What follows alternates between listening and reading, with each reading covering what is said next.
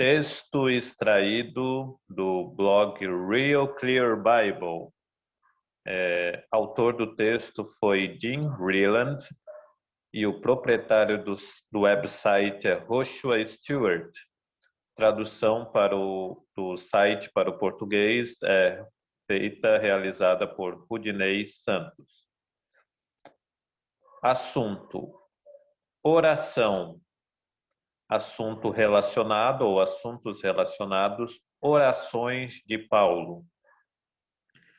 A oração é um componente importante do cristianismo prático e fundamental para uma caminhada de comunhão com Deus. Nas Escrituras, a oração é a maneira simples como uma alma pode se dirigir a Deus. A oração e a leitura da Bíblia costumam estar associadas nas Escrituras, talvez porque sejam os dois lados da comunhão com Deus.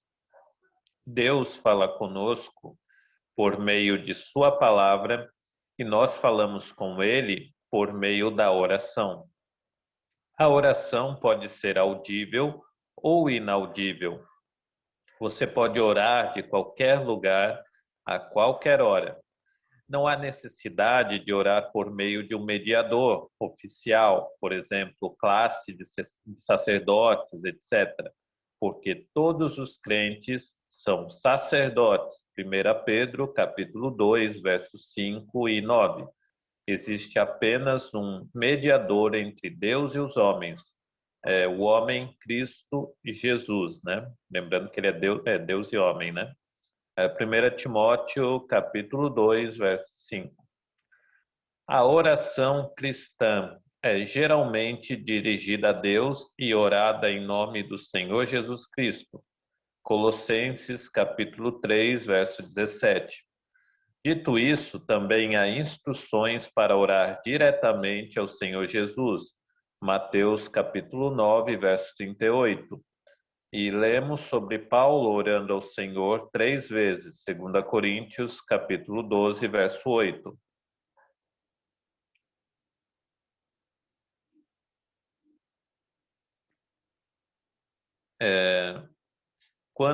Quando oramos, chegamos diante do próprio trono de Deus, e Cristo está lá como nosso grande sumo sacerdote. Ele também está intercedendo por nós. Aumenta nossas orações e as coloca diante do trono de Deus. 10 aspectos da oração. Existem muitos tipos de oração mencionados nas Escrituras. Precisamos entender as diferenças entre esses vários aspectos. Alguns tipos são elogios, o que significa que são orações responsivas, impulsionadas pelo transbordamento do coração. Outros são motivados mais por nossas necessidades ou pelas necessidades dos outros. Número 1, arrependimento. Lucas, capítulo 18, verso 13, 2 Coríntios, capítulo 7, verso 9. O arrependimento é uma mudança de pensamento, literalmente repensar. O arrependimento em si não é oração, mas geralmente é expresso em oração. No entanto, alguém pode orar as palavras e não significar realmente o que a pessoa orou. Precisamos de arrependimento inicialmente para a salvação, e então continuamente fazemos acaso se afastemos do Senhor. Número 2, adoração. Salmo 45, verso 11 e Apocalipse, capítulo 19, verso 10. Adoração é diferente de louvor e ação de graças, porque tem a ver com a grandeza da pessoa que adoramos. Adoramos uma pessoa pelo que ela é. Nas Escrituras, só temos licença para adorar a divindade. Outra característica é que a adoração nem sempre é expressa de forma audível. Número 3, louvor. Salmo 54, verso 6 e Hebreus, capítulo 13, verso 15. O louvor difere da adoração porque tem a ver com uma obra realizada. Louvamos uma pessoa pelo que ela fez. É normal elogiar os outros, ao passo que não é certo adorar os outros. O louvor é mencionado como um sacrifício em Hebreus capítulo 13. Isso nos custa alguma coisa, mas o louvor também é chamado de fruto nessa mesma passagem. Por que fruto? Porque se temos algum elogio a oferecer, é apenas o resultado de Deus plantá-lo ali. Ainda assim, na graça, Deus considera isso um sacrifício de louvor. O louvor é expresso em palavras, ou seja, você não pode elogiar alguém sem comunicá-lo, mas o louvor precisa vir do coração. Número 4, ação de graças. Salmo 116, verso 17. Ação de graças difere do elogio por ser mais pessoal. Agradecemos a uma pessoa pelo que ela fez por nós, enquanto normalmente louvamos ao Senhor pelo que ela fez, pelo que ele fez para a glória de Deus Pai. Ação de graças é mais pessoal, mas não tanto quanto um louvor. Número 5 é amizade ou comunhão. 1 Timóteo, capítulo 4, verso 5. 1 João, capítulo 1, verso 3. A palavra em inglês é fellowship, que foi traduzida como amizade aqui, tá? Para melhor compreensão. Comunhão significa simplesmente pensamentos em comum. Outro aspecto da oração é simplesmente o fluxo livre de pensamentos entre nós e Deus. Recebemos os pensamentos de Deus em Sua palavra e os compartilhamos em oração. Temos o privilégio de nos dirigir a Deus livremente. Temos acesso direto à sala do trono do universo. Neemias é um bom exemplo.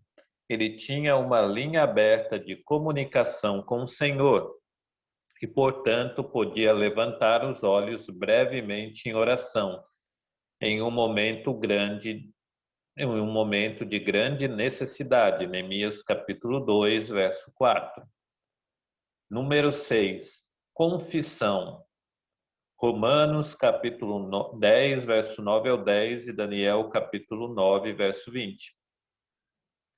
A confissão é a admissão do pecado ou da culpa. Precisamos confessar nossos pecados ao Senhor. Número 1, inicialmente para a salvação. E número 2, continuamente para restaurar a comunhão quando falhamos. Também é importante confessar nossas faltas uns aos outros. Tiago, capítulo 5, verso 16. Embora isso não seja a oração. A confissão pode ser de pecado pessoal ou coletivo. 3 grandes capítulos de confissão são Esdras, capítulo 9, Neemias, capítulo 9 e Daniel, capítulo 9. Número 7, gemidos. Romanos, capítulo 8, verso 26. Gemidos é um tipo de oração que usamos quando nossos pensamentos não podem ser colocados em linguagem humana. Número 8. Pedidos ou petições. Filipenses, capítulo 4, verso 6. Pedidos são o que tradicionalmente queremos dizer quando nos referimos à oração. Simplificando, os pedidos são quando pedimos algo a Deus. Um pedido é uma expressão de dependência e confiança. Deus deseja que nos voltemos a Ele para atender às nossas necessidades. Frequentemente, os pedidos mudam tanto a nós mesmo quanto mudam nossas circunstâncias. Claro, Deus deseja mais de nós do que apenas pedidos de oração, mas ainda assim eles são muito importantes. A oração funciona. A oração fervorosa e eficaz de um homem justo possui muito valor. Tiago, capítulo 5, verso 16. Número 9. Súplicas. Efésios capítulo 6, verso 18. As súplicas são semelhantes aos pedidos, mas são mais intensas. Suplicar ao Senhor é implorar a Ele por alguma coisa. Queremos ser cuidadosos de não implorar ao Senhor por algo que não é a sua vontade. Número 10. Intercessões. 1 Timóteo, capítulo 2, verso 1. Interceder é vir diante de Deus em nome de outro, e envolve uma certa abertura de comunicação com Deus, como visto com Moisés quando ele intercedeu pelos filhos de Israel. Fazemos isso por nossos irmãos e também somos instruídos a interceder pelos reis e todos os que têm autoridade. Referências, como já foi mencionado, né, Jim Hilland, extraído de 10 aspectos de oração, Vestal, New York, 20 de dezembro de 2014. Tradução e revisão do site, né, para o português e espanhol, realizada por Rudinei Santos. E aqui a nota de quem fez a tradução, né, no caso eu, porque a palavra fellowship foi traduzida como amizade, né, ela pode ter outro sentido também, mas para melhor compreensão. E qualquer coisa é só clicar aqui, tá no site Real Clear Bible, em bandeira em português, bandeira em espanhol para as devidas traduções. Correções, erros, problemas, só enviar aqui pro e-mail, tá? Que nós agradecemos. E é isso, obrigado.